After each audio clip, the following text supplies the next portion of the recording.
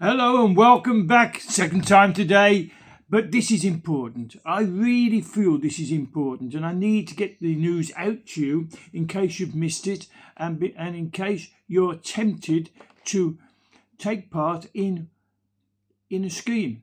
Now, this scheme is illegal. It's a legitimate scheme, but it is selling to you, if you choose to buy, an illegal object. It's not allowed in the UK. What am I talking about? Well, have you seen the adverts? The advert for the keyring stun gun. It's a keyring, and you press it and it stuns. It's got an electric charge, a very powerful electric charge. And if you're attacked, say you're grabbed and you're like that, you can just touch them, boom, and they fall away. They fall to the ground. You can do it on any part of the body, and it drops the assailant. And they've advertised at a fraction of the price that they're showing, and they're advertising it at £38. And you think, well, great, what for my daughter, for my wife, my girlfriend, if she's attacked, if she's approached by a sexual predator or a thief, a handbag snatcher or something like that, she can be carrying it in her hand as a keyring, and the guy comes up and she drops them. She can get away and phone the police. Sounds good, doesn't it? Sounds good. However, this device is considered as a firearm and is prohibited. It's banned in the UK. So it's been sold in the UK, but if you get caught with it, you're in trouble. Anyone who is caught with this stun gun could face a prison sentence of up to 10 years in prison. Therefore, it's not advisable to own or use the SO8 mini keychain stun gun that's being sold in the UK. I can tell you some general information about the law in the UK, and I hope it will be helpful to you. So the general information of the UK law and sentencing guidelines for firearm offences. A stun gun is classed as a prohibited weapon under the Firearms Act 1968. Possession, purchase or acquisition of a prohibited weapon or ammunition is an offence that carries a maximum sentence of 10 years or life imprisonment, or a minimum sentence of 5 years. So, do you really want to own one when you get a minimum sentence of 5 years? The average sentence for this offence is 6 to 8 years in prison, and the sentencing guidelines for firearm offences was published on the 9th of December 2020 and came into force on the 1st of January 2021. The guidelines provide a structured framework for courts to ensure a consistent approach to sentencing that meets the seriousness of offending. The guidelines take into account various factors that may affect the sentence, such as the type and capability of the firearm, the circumstances and purpose of the possession, the harm or risk of harm caused,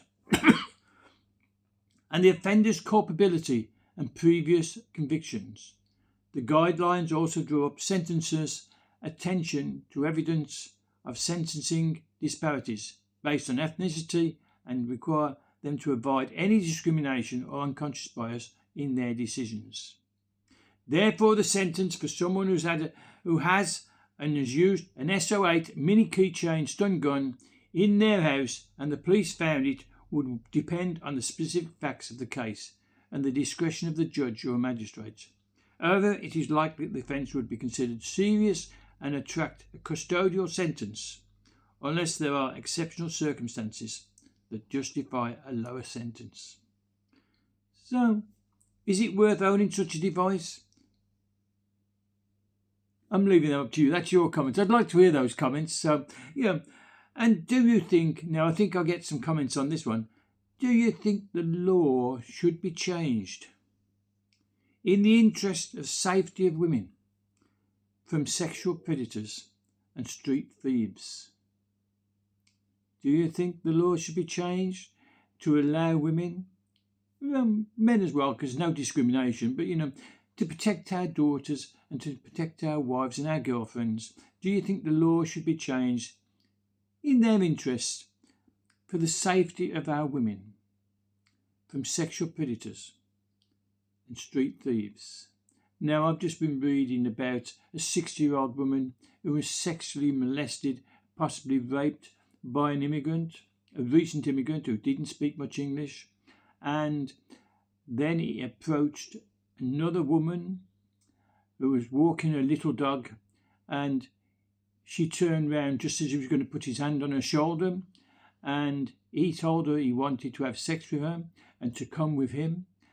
She told him right off and threatened him. So he walked off to two young teenage girls sitting in the bench in the same park as the woman had been raped, and this woman could have been. And she said, photograph him. And she stood in the way, so he couldn't get to these girls. And they took photographs. And she said, he then walked off to a children's area. She said she didn't chase after him, and she regrets that now. The two girls did take photographs. However, she failed to take their names, but she gave them her phone number and said, send me the photographs. They failed to do so. The police, she reported it to the police. The police woman who was dealing with it said, I'll come round tomorrow. But tomorrow came and she rang her and said, my superiors have told her, don't bother with the case. Don't bother with the case. A potential sexual attack. Another potential attack on these two girls. And then we don't know what happened to him when he went to the children's area. A dangerous man. He was caught, however, for the sexual molestation and possible rape of the 60-year-old. And he's been let out on bail. So he could be anywhere doing anything. Now, that's just one man, but three different ideas, maybe four different scenarios. It's dangerous for our women, for our young girls, for our wives, for our girlfriends, for our sisters. So, what do you think? Should the law be changed in the interest of our women? Should it be legal to carry a key fob that gives a strong electrical impulse against an attacker, a predator? Comments, please. Don't forget to subscribe. It doesn't cost you a penny, it doesn't cost you a cent, doesn't even cost you a rupee. It's totally free to subscribe, so please subscribe. It helps me.